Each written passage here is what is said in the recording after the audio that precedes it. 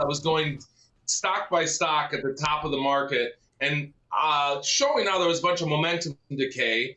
Amazon has stuff to spend on because they're some of the greatest builders of businesses that are flywheels of retail in the history of the industry. You don't want your discount stores to become the hot thing the way Costco has become, because it's just a club store. They're not going to be able to keep that sizzle going for very long. Amazon's kind of taking the lion's share of that margin. It's $150 billion a year business for them. That's a whole target and a half that was created from nothing by Amazon over the last 7 years.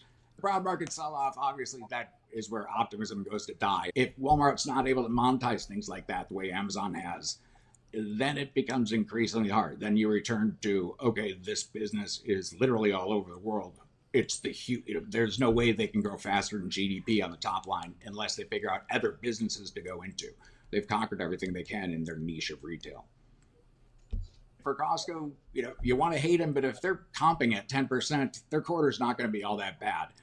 The problem with shorting Apple and shorting Walmart and Costco is that in an actual cyclical rollover, they are the places that will be steady. People who are selling products online want a competitor to Amazon, because right now Amazon is a 15,000 pound gorilla. It's the king freaking Kong of selling shit online. I have to say the Budweiser ad, which was a dead brand for a while, they did pretty well. At least they got my notice. This ad is going to be, it's so bad. They don't talk about the warnings about what could go wrong with GLP-1s and compounding pharmacies. What I thought was interesting is some of the press turned around and said, yeah, isn't it great that they're bringing in the dialogue of how the system is broken?